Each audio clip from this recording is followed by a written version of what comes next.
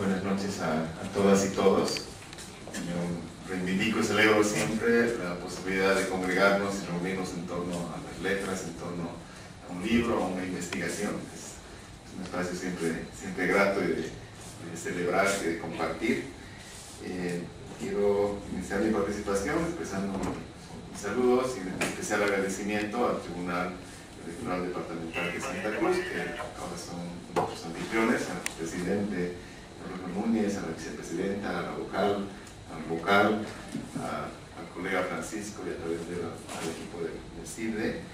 Agradezco también a nuestras comentaristas, Miriam Suárez, Vanessa Sandoval, por sus aportes sustantivos a esta reflexión colectiva, a Idea Internacional, que no solo ha facilitado esta presentación, sino es como la socia estratégica en un largo periodo de tiempo en la reflexión de temas de democracia, de comunicación. Alfonso Ferrufino, gracias por ello, y al equipo de IDEA, y por supuesto a la Coordinadora de la Mujer y a la Embajada de Canadá, que nos están apoyando e impulsando en este emprendimiento. Y un saludo especial a Verónica y a Karina. Karina no está en La Paz, como una familia de complicidad, de sueños y desafíos compartidos en relación a nuestra militancia por los derechos a la comunicación e información. Primero quiero señalar que este es un libro que no solo se ha escrito a 6 manos, son 3 autores, pero se ha escrito a múltiples manos, y no solo manos, sino compromisos, voluntades, esfuerzos que han hecho posible esta investigación. Ha habido un grupo muy amplio de estudiantes de comunicación de la carrera de comunicación de la Universidad Mayor de San Andrés, que han trabajado en las bases de datos, en las fichas, miles de fichas que hemos hecho para este estudio, especialistas en redes sociales que también nos han apoyado en las bases de datos para el estudio de redes sociales. Y este estudio ya fue discutido cuando recién empezamos con los primeros datos, tanto en un coloquio internacional como en un taller nacional, cuando terminó la elección del 2014. Nosotros tuvimos un espacio ya de insumos importantes que también se ven expresados en el estudio. Entonces, eso para señalar que este es un libro colectivo, pero más allá de asumirlo como un libro colectivo, lo asumimos como una experiencia de aprendizajes recíprocos, ¿no? Creo que esa es la principal lección, lo más valioso de este estudio, que se ve expresado en sus resultados. Me voy a concentrar básicamente en 3 temas. Voy a exponer algunos temas respecto a la motivación y a la relevancia de este estudio. Luego plantearé algunas tendencias y desafíos y horizontes de agenda, como no tanto para contarles lo que dice el libro, sino para básicamente motivarles y provocarles a la lectura una vez que lo tengamos.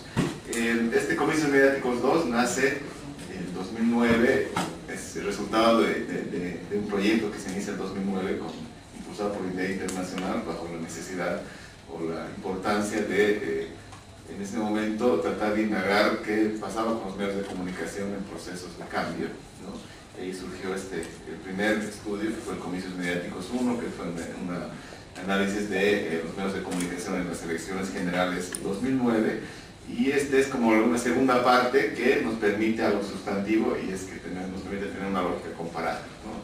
Tenemos el estudio para el 2009, para el 2014, por tanto podemos identificar algunas tendencias, algunas continuidades, algunas rupturas que nos permiten decir cómo va la agenda mediática en procesos electorales en un periodo de tiempo que no es solo un estudio de caso.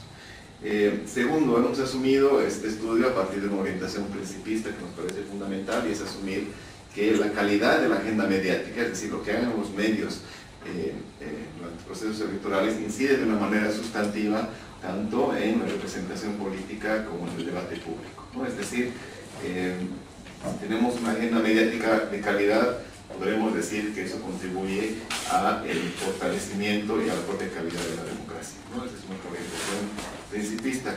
¿Por qué hablamos de comicios mediáticos o qué significa comicios mediáticos? Básicamente es una constatación de que la acción de los medios, como mencionaba Vania, importa, ¿no? Pero no es una acción determinante, pero es fundamental verla y analizarla porque tiene que ver con algo que es más grande, ¿no? Esa relación estrecha entre medios de comunicación y elecciones tiene que ver con una relación más compleja, más profunda entre comunicación y democracia, ¿no?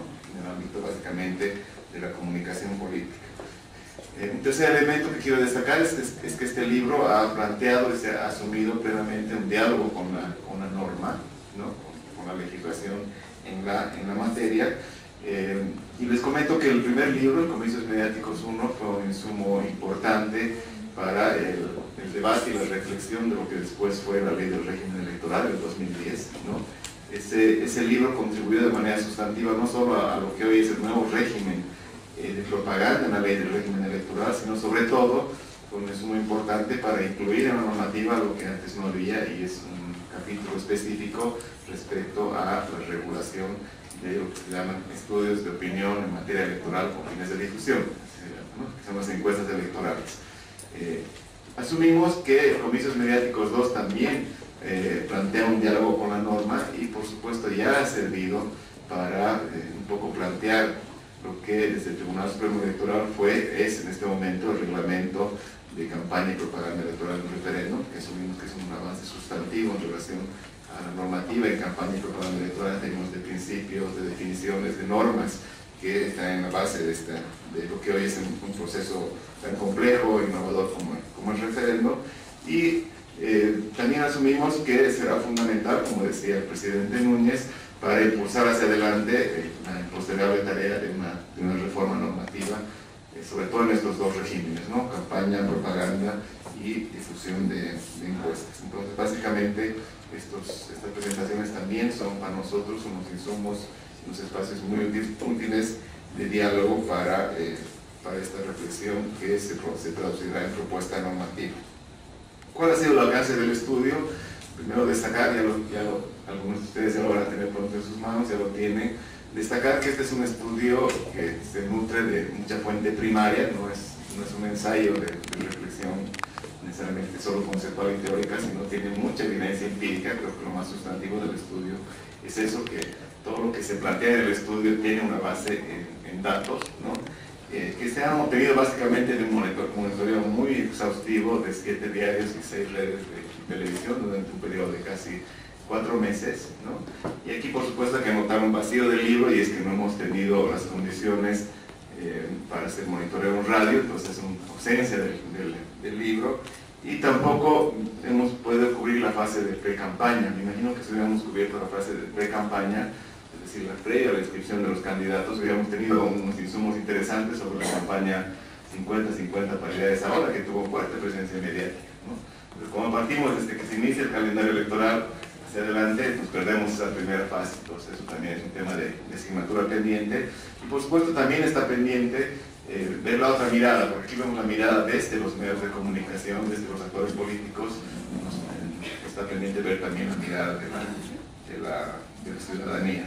El libro tiene 5 ejes de análisis que son fundamentales, es decir, cuando nos preguntábamos cuál es la acción o el desempeño de los medios en procesos electorales de manera específica en las elecciones del 2014, habíamos identificado 5 ejes de análisis. El primero, la agenda informativa, donde privilegiamos el tema de género, de participación política de las mujeres, el tema del financiamiento a las campañas y la propaganda. El segundo, el tema de propaganda, básicamente nos referíamos a la propaganda pagada en medios de comunicación, concentrándonos en la difusión de spots en televisión. El tercer tema se refería a las encuestas electorales, tanto los estudios de intención de voto previos a la jornada electoral, como estos estudios que se hacen el día mismo de las elecciones o de la votación, que son las bocas de urna y los conteos rápidos que nos permiten a las 8 de la noche hoy dar resultados que siguen siendo estadísticos, preliminares, no oficiales, pero que son un referente importante. Las redes sociales digitales, y como decía Verónica, son una gran novedad de este estudio, porque nos ha permitido ver si efectivamente esto está reconfigurando y en qué medida está reconfigurando estas mediaciones y este espacio de comunicación política. Y finalmente el eje relativo a la agenda de opinión y de análisis, que nos permite ver en qué medida también esto es sustantivo en un proceso electoral en términos de los efectos y las condiciones de la comunicación política. El estudio termina con algo que para nosotros es muy importante, quizás uno de los elementos más valiosos. Es un anexo metodológico donde describimos de manera muy detallada cómo se ha hecho el estudio, con qué variables, con qué alcance, con qué fichas, porque asumimos que esta será una contribución quizás más sustantiva para la comunidad académica, para que más adelante pueda haber otros estudios, un congresos mediáticos 3, un congresos mediáticos 4, que no necesariamente lo vemos nosotros, sino quienes tengan interés en llevar adelante este tipo de investigaciones. Todas las bases de datos de este estudio, que son amplias, las hemos donado al Instituto de Investigación de Comunicación de la UNC Santos, ya forman parte de la comunidad de comunicadores o de comunicólogos que van a estudiar estos temas. Subrayo 3 enfoques metodológicos que son importantes para entender esta investigación. El primero es que asumimos la agenda mediática no desde la intencionalidad de los actores políticos o de los actores mediáticos, es decir, no necesariamente o solamente desde las libertades de expresión y de prensa o de participación política, sino las asumimos desde los derechos ciudadanos a la comunicación de información, ¿no? Esto que viene subrayado tanto Miriam como Vania es un principio y un enfoque metodológico fundamental. El segundo es este que ya he mencionado, es un diálogo permanente con la norma. Estamos dialogando con la norma y en este estudio ponemos especial atención para ver en qué medida se ha cumplido la norma o cuál ha sido el efecto de la norma. Esta elección de 2014 es muy importante en ese sentido porque por primera vez se estrenaba la ley del régimen electoral, que es del 2010. Los capítulos de propaganda y de encuestas se estrenan en esta elección, por tanto ahí teníamos como una mirada interesante para ver cómo se llevaba adelante esto. Y tercer enfoque metodológico, nos interesa ver no solo en qué medida los medios de comunicación inciden sobre las elecciones, sobre los actores políticos, sobre el desempeño de las campañas, de los hechos noticiosos, sino fundamentalmente también nos interesa ver cómo la democracia y los procesos de democratización en nuestro país inciden sobre los medios, ¿no? También queremos ver el camino inverso, es decir, cómo este proceso profundo, complejo, difícil de democratización que nos está trazando un horizonte hoy de democracia intercultural, cómo está incidiendo en los medios, ¿no? Y ahí vemos que hay a veces un rezago de los medios respecto al proceso mismo de democratización, ¿no? Por eso en algún momento se habla de una crisis de representación mediática. No les voy a hablar de los hallazgos, ya los han comentado tanto Miriam como Vania y la propia Verónica en términos de redes. Hay muchos hallazgos en el libro, los dejo como provocación para la lectura, pero simplemente quiero ocuparme en esta segunda parte en identificar algunas tendencias y sobre todo desafíos de agenda, ¿no? ¿Qué nos deja este estudio en términos de este horizonte fundamental que es mejorar la agenda mediática, porque asumiéndola como condición importante para avanzar en la calidad de la democracia? Primero hemos evidenciado como tendencia que ha habido una evidente mejora en el desempeño de los medios del 2014 respecto a lo que fue el 2009, ¿no? Es decir, ha sido un buen hallazgo para nosotros. Sobre todo porque ha habido un especial cuidado a prestar más atención a los temas programáticos. Hablamos de un énfasis, mayor énfasis programático. Ese es un tema importante, como hemos visto tanto en diarios como en televisión. Pero la mala noticia es que persiste, hay un permanente déficit de acceso y de diversidad tanto en la información periodística como en la agenda y de opinión. Hay todavía un exceso de personalización y de espectáculo en la propaganda y en la cobertura de las elecciones, lo que nos permite hablar de este fenómeno de parambulización de la política, personalización de las elecciones. Esto que se constata como emergencia, es decir, los medios de comunicación de difusión, que tienen una relevancia importante en procesos electorales y llegaron para quedarse, o dialogan, tienen que dialogar con redes sociales digitales que plantean otra lógica y otros retos fundamentales, no solo como espacios u objetos de análisis, sino también como escenarios donde las cosas ocurren y cada vez más como protagonistas. Este es otro elemento importante. El hecho de que la agenda mediática tiene, por supuesto, una centralidad en todo lo que somos sucesos de campaña, pero no necesariamente define las preferencias electorales, y ahí sí coincido con Dunia, eso está por hacerse, está por ver en qué medida esta agenda mediática incide o no en las preferencias electorales, en qué medida las encuestas electorales inciden o no en las preferencias electorales. Y ahí nuestra hipótesis es que, en esta frase, la buena noticia es que los medios de comunicación importan, es decir, no podemos prescindir de ellos, pero la noticia mejor la mejor noticia es que no son determinantes, no tanto los flujos de comunicación como los flujos de participación y de decisión política pasan por otros circuitos, que no necesariamente son los medios y las elecciones. Como tendencia también está esta presencia cada vez más relevante de los estudios de opinión en materia electoral, esto que hemos denominado la sondeocracia, ¿no? Este matrimonio entre empresas especializadas en estudios de opinión y medios de comunicación que presentan estos estudios, estas fotografías y nos van mostrando diferentes tendencias, hoy fortalecidas por un tercer actor que son especialistas en análisis de información, y esto ocurrió básicamente en el caso de La Razón y el deber, que han hecho un esfuerzo especial por tener este tercer componente. Y finalmente el dato quizás más duro es que como planteaba Vania en términos de inequidades, nosotros lo planteamos en términos de terrenos de exclusiones, ¿no? Hay exclusiones de fuentes, hay exclusiones de enfoque, hay exclusiones de temas, ¿no? Entonces ahí está quizás el núcleo más complejo de esto que son los desafíos que voy a plantear ahora. Algunos desafíos mediáticos primordiales para avanzar en una agenda mediática y virtual, porque ya no solo es mediática, sino también tiene que ver con las redes sociales digitales. Los voy a sintetizar como pincelazo para que vayamos avanzando en nuestra reflexión. En la agenda informativa, el principal desafío sin duda es el de la calidad de la información, ¿no? Todavía tenemos un déficit respecto a avanzar en la superación a la tendencia al espectáculo, a la personalización. Hay que seguir profundizando el reto del énfasis programático. Se ha hablado ya ampliamente sobre los déficits en materia del enfoque de género. Simplemente mencionar que este dato que es tan mínimo del 2.7% de noticias con enfoque de género y temas de género sobre el total de hechos de campaña, el 2009 fue del 1%, ¿no? Entonces podemos decir, maravilla, casi hemos triplicado el 2014, pero sigue siendo totalmente insuficiente y irrisorio respecto a este avance sustantivo en términos de participación política, porque tenemos más de 50% de presencia de las mujeres en la asamblea, ¿no? Entonces eso lo planteamos como reto en términos de la necesidad primero de plantear algo así como a reserva del debate una cuota mediática de vocería, ¿no? Así como se avanzó en los derechos políticos, ¿por qué no avanzamos también en los derechos a la comunicación e información?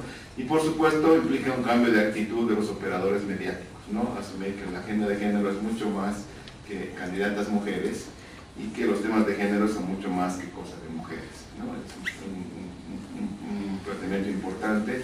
Lo planteamos como consigna en el estudio: si ha habido paridad en la representación política, ¿por qué no avanzar en paridad también en los medios? En relación al financiamiento, el gran desafío se llama transparencia. El financiamiento de las campañas de la propaganda sigue siendo el terreno de la opacidad, es oscuro, es algo que no se conoce, es algo que genera información incompleta, ambigua, falsa. Entonces ahí tenemos un reto de transparencia, tenemos un reto de rendición de cuentas, que está vinculado a algo que mencionaba el presidente Núñez. Es un debate normativo pendiente respecto a la futura ley de organizaciones políticas, donde evidentemente está planteada la necesidad de dar el salto otra vez a alguna modalidad mixta de financiamiento a las organizaciones políticas. En la propaganda electoral, el gran desafío tiene que ver con avanzar en una mayor igualdad en el acceso a los medios. El dato fuerte es un dato de inequidad y de desigualdad en el acceso a los medios. El segundo dato importante es evitar esta tendencia a la espotización de las elecciones, ¿no? O sea, generar más argumentación, más debate y no mensajes en 30 segundos que además están básicamente concentrados más en el candidato que en los programas de gobierno que se plantean. Tenemos un reto fundamental en términos de lo que es la publicidad y la propaganda gubernamental y el uso de recursos públicos, ¿no? Está en la normativa la prohibición expresa de utilizar recursos públicos o de utilizar actos de gestión pública para hacer campaña y propaganda electoral, pero es un tema recurrente, ¿no? Estamos viendo ahora mismo en este proceso. Entonces ahí tenemos un reto normativo, tenemos un reto de democratización, y está el reto de la propaganda electoral gratuita. Efectivamente, la franja que existe en los medios estatales, Bolivia TV, Patria Nueva y Cambio, permite a las organizaciones acceder a estos espacios en condiciones igualitarias, ¿no? Todos tienen un acceso igual, pero sigue siendo insuficiente, primero frente al gran volumen de la propaganda pagada en medios privados, que ahí hay una primera brecha entre candidatos muy visibles y candidatos semivisibles, y el invisible, que en este caso era del Partido Verde, y la brecha entre quienes tienen acceso a otros recursos, ¿no?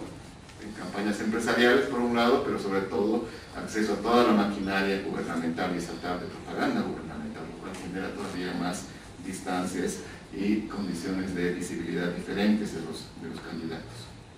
En relación a las encuestas, el gran desafío tiene que ver con la necesidad de dar el salto a la presentación solo del dato suelto, de quién ganó, quién perdió, en esa lógica de carrera de caballos, y entrar a contextualizar más los datos, a desagregarlos, a compararlos, porque esto es importante. Si las encuestas nos dan una gran base de información para el efecto. Ha habido un salto cualitativo que lo destacamos mucho en el estudio. La aplicación de la normativa que se estrenaba en estas elecciones ha permitido dos cosas fundamentales. Tres. Primera, que no hayan empresas fantasmas, como ocurrió en las elecciones del 2009. Segunda, que no hayan estudios inventados, como también ocurrió en el 2009, sino que realmente las empresas que se registren sean empresas sólidas, que los estudios que se hagan tengan calidad, en condiciones mínimas de calidad. Y tercero, que en la difusión también existan algunos mínimos, como difundir la ficha técnica, que la ciudadanía sepa si una encuesta es del eje central o de todo el país, urbano, rural, etcétera, etcétera. Eso es muy importante también como parte del derecho a la información y la comunicación.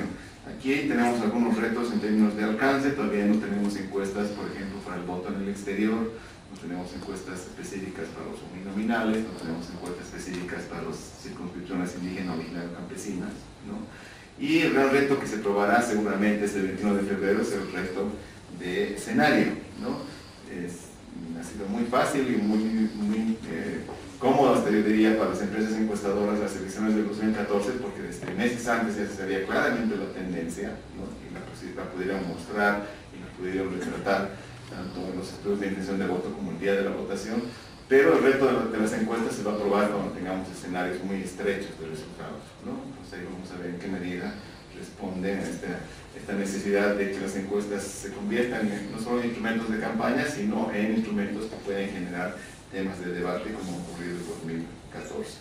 En relación a los medios, a las redes sociales digitales, simplemente mencionarte el gran desafío es los desafíos de la interacción, como mencionó Verónica, y este diálogo cada vez más fluido entre medios sociales, o entre redes sociales digitales y medios masivos, que da para la agenda de debate la posibilidad de avanzar en un sistema cierto de monitoreo, sobre todo desde el organismo electoral, y el debate pendiente lo planteamos como, entre comillas, regulación limitada, para ver si se puede o no avanzar en algún mecanismo, sobre todo para evitar que las redes se conviertan en espacios de guerra sucia bajo el manto del anonimato.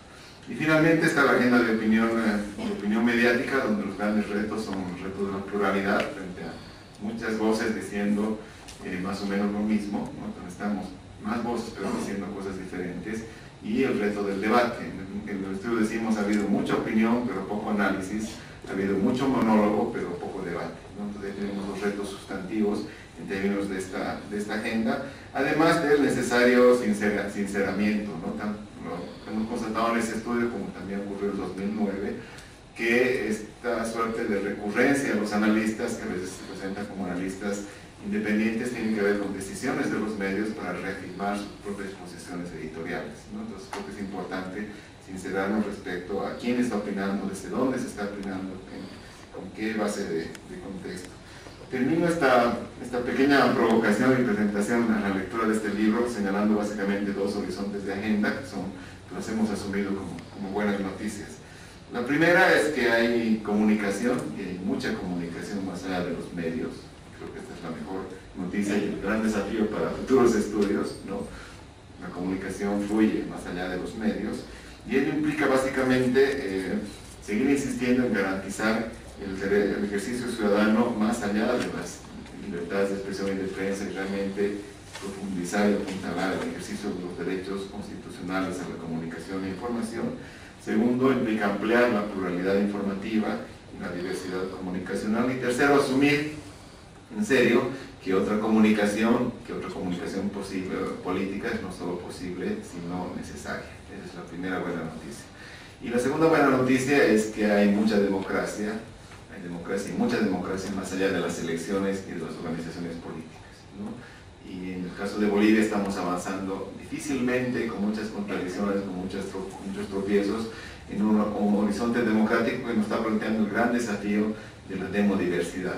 Esto es, asumir que no existe un modelo único y hegemónico de democracia al cual tenemos que llegar, sino diferentes concepciones y prácticas democráticas en interacción, en disputa, lo cual plantea diferentes desafíos democráticos que no se agotan, por supuesto, en la votación, en los partidos, ni en las organizaciones políticas. Entonces ahí el gran desafío es, por supuesto, garantizamos elecciones limpias, plurales, competitivas, transparentes, como un mínimo democrático, pero más allá de eso, necesitamos impulsar la demodiversidad, entendida como la posibilidad del pleno ejercicio con igual jerarquía de las diferentes formas de democracia. La Constitución identifica básicamente 3.